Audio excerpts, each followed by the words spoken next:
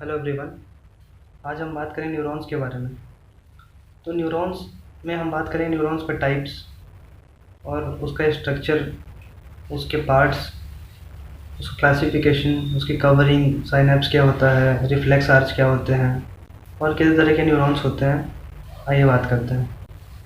Neurons में basically हम सबसे पहले न्यूरॉन्स एक स्ट्रक्चर और फंक्शन यूनिट है नर्वस सिस्टम का। तो जो न्यूरॉन्स, बहुत सारे छोटे छोटे न्यूरॉन्स मिलकर एक ट्रैक्ट बनाते हैं जो ब्रेन को पेरीफेरी से कनेक्ट करता है, और कोई भी जो काम होता है, काम की शुरुआत और उसकी एंडिंग जो होती है वो न्यूरॉन्स करते हैं। तो न्यूरॉन्स का जो फंक्शन है वो एक्साइटेटरी और इनहिबिटरी है, यानी किसी भी काम को शुरुआत करना और उसको रोकना। तो न्यूरॉन्स के जो पार्ट्स होते हैं वो उसमें दो प्रोसेस होते हैं, दो major process, axons major process और डेंड्राइट्स माइनर प्रोसेसेस। एक्सॉन्स क्या होते हैं? थ्रेड लाइक स्ट्रक्चर्स होते हैं जो स्ट्रक्चर बनाते हैं किसका, नर्वस सिस्टम का। तो एक्सॉन्स क्या करते हैं? सेंस करते हैं इंफॉर्मेशन को और डेंड्राइट्स रिसीव करते हैं। तो जो न्यूरॉन्स का जो स्ट्रक्चर है वो एक्सॉन्स और डेंड्राइट से मिलकर बना है। इसके साथ सेल बॉडी होती है, उसके अंदर न्यूक्लियस होता है और माइलिन शीथ वगैरह उसकी कवरिंग होती है एक्सॉन्स पे। और डेंड्राइट्स, एक्सॉन्स के एंड में क्या होता है? टर्मिनल पार्ट होता है। तो ऐसे करके एक्सॉन्स बनता है। तो एक्सॉन्स बेसिकली दो तीन तरह का होता है, यूनिपोलर, मल्टीपोलर और स्यूडो यूनिपोलर और बाइपोलर। तो साइनैप्स क्या होते हैं? आप देख सकते हैं, आप दो न्यूरॉन्स जहाँ जुड़ते हैं वहाँ पे क्या बनता है? एक जंक्शन बनता है, इसको बोलते हैं साइनैप्स। तो साइनैप्स बेसिकली दो न्यूरॉन्स का कलेक्शन जहाँ पे हो रहा है, जहाँ पे वो जुड़ रहे हैं, उस वहाँ पे एक गैप होती है, उसको बोलते हैं साइनैप्स। तो अब ऐसा नहीं कि वो जुड़ रहे हैं तो बिल्कुल ऐसे पूरी तरह से कनेक्टेड है, थोड़ा वहाँ पे माइनर गैप होती है, और उस गैप में क्या प्रेजेंट होता है उसको बोलते हैं न्यूरोट्रांसमीटर्स। तो न्यूरोट्रांसमीटर्स बहुत तरह के हो सकते हैं, एसिटाइलकोलिन, नॉरएड्रेनालिन, हिस्टामिन, सेरोटोनिन और ऐसे बहुत सारे न्यूरोट्रांसमीटर्स हैं। इनका बेसिकली काम क्या है कि एक न्यूरॉन से जो इन्फॉर्मेशन आई, इम्पल्सेस आई, उसको ट्रांसफ़र करना है दूसरे न्यूरॉन में। अच्छा, अब न्यूरॉन्स का हमने देख लिया, स्ट्रक्चर देख लिया। अब साइनैप्स क्या होते हैं मैंने बता दिया आपको।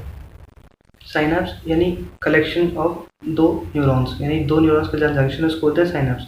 अब ये जो दो न्यूरॉन्स जुड़ रहे हैं आपस में, ये तीन तरीके से जुड़ सकते हैं। सबसे पहले एक्सोडेंड्राइटिक, यानी एक्सॉन से डेंड्राइट्स, यानी एक न्यूरॉन्स का एक्सॉन्स और एक न्यूरॉन का डेंड्राइट्स वाला पार्ट जब जुड़ता है जो उसको बोलते हैं एक्सोडेंड्राइटिक। दूसरा होता है सोमैटोसोमैटिक, यानी बॉडी और बॉडी, एक न्यूरॉन की बॉडी दूसरे न्यूरॉन की बॉडी से जुड़ रही है।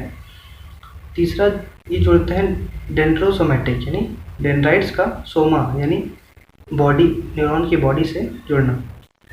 अब ये जो होते हैं ये इम्पल्सेस, अब इम्पल्सेस कैसे ट्रैवल होती हैं? तो यानी मसल, अब आपने देखा होगा कि मसल लोग हाथ उठा रहे हैं, ऐसे काम कर रहे हैं, हाथ मोड़ रहे हैं, ऐसे ऐसे कुछ काम कर रहे हैं और खाना खा रहे हैं, तो ये सब कैसे हो पाता है? और जो भी जो पेन, टच, कोल्ड, टेम्परेचर जो होते हैं वो सब, ये सब कैसे कैरी होते हैं और कैसे पता चलता है हमको कि हाथ गर्म लग रहा है या फिर कुछ भी चीज़ ठंडा हो रहा है? तो वो सब बेसिकली होता है इम्पल्सेस को द्वारा। तो हर एक जो न्यूरॉन होता है वो उसके दो फाइबर्स होते हैं, सेंसरी फाइबर्स और मोटर फाइबर्स। तो सेंसरी फाइबर्स का क्या काम है कि सिर्फ इंफॉर्मेशन, यानी पेन, टच, ये सब जो इंफॉर्मेशन है इन सब के इम्पल्सेस को कैरी करना और पहुंचाना कहाँ? ब्रेन के सेरेब्रल कॉर्टेक्स में। और वहाँ से जो प्रोसेसिंग होकर जो इम्पल्सेस आते हैं उसको बोलते हैं मोटर न्यूरॉन। वो आती है ventral part of the spinal cord से, कैनाल से निकलकर वो मतलब एंटीरियर पार्ट बनाती है जो कि मोटर न्यूरॉन होते हैं। तो जो सेंसरी इम्पल्सेस जाते हैं वो जाते हैं डोर्सल रूट गैंग्लियन से, यानी पोस्टीरियर रूट से जाते हैं, और जो मोटर न्यूरॉन्स आते हैं वो एंटीरियर रूट से आते हैं। अब रिफ्लेक्स आर्च क्या होता है? तो रिफ्लेक्स आर्च बेसिकली दो तरह का होता है, मोनोसाइनेप्टिक रिफ्लेक्स आर्च और पॉलीसाइनेप्टिक रिफ्लेक्स आर्च। अच्छा, आप किसी मच्छर ने काटा, वहाँ से इम्पल्सेस गए, ये जा रहे हैं कहाँ? डोर्सल रूट गैंग्लियन से, पीछे से यहाँ डोर्सल रूट गैंग्लियन होगा पोस्टीरियर हॉर्न में। उसके बाद एंटीरियर हॉर्न से, स्पाइनल कॉर्ड के लेवल पे एंटीरियर हॉर्न से वो प्रोसेस होके आएंगे, तो वो एंटीरियर हॉर्न सेल से आएंगे, मोटर न्यूरॉन से आएंगे। तो वो उसमें अगर इसमें एक साइनैप्स, यानी एक नर्व और दो नर्व का कनेक्शन, यानी एक साइनैप्स, तो इसको बोलते हैं मोनोसाइनेप्टिक रिफ्लेक्स आर्च। यही अगर दो यानी तीन न्यूरॉन और दो साइनेप्स यानी दो गैप हो गया, तो दो जंक्शन बन रहा है तो उसको क्या बोलेंगे, पॉलीसाइनेप्टिक, या उससे ज़्यादा हो गया तो पॉलीसाइनेप्टिक रिफ्लेक्स आर्च। अब जो होता है मसल कॉन्ट्रैक्शन कैसे होता है, तो जब मसल कॉन्ट्रैक्शन जानने से पहले हम नर्व की कवरिंग देख लेते हैं। तो नर्व की जो कवरिंग होती है वो 3 तरीके से होती है। तो सबसे पहले ऊपर पूरे नर्व को कौन कवर करता है, एपिन्यूरियम। उसके अंदर जो होते हैं न्यूरॉन नर्व्स के बंडल्स होते हैं उसको कौन कवर करता है, उसको कवर करते हैं पेरिन्यूरियम। और जो अंदर सबसे अंदर की जो कवरिंग होती है फाइबर्स की कवरिंग होती है उसको कवर करता है एंडोन्यूरियम। इसके बाद मस्कुलर कॉन्ट्रैक्शन या मसल रिलैक्सेशन कैसे होता है, तो बेसिकली बॉडी में जो होता है मस्कुलर कॉन्ट्रैक्शन ये होता है इम्पल्सेस के द्वारा।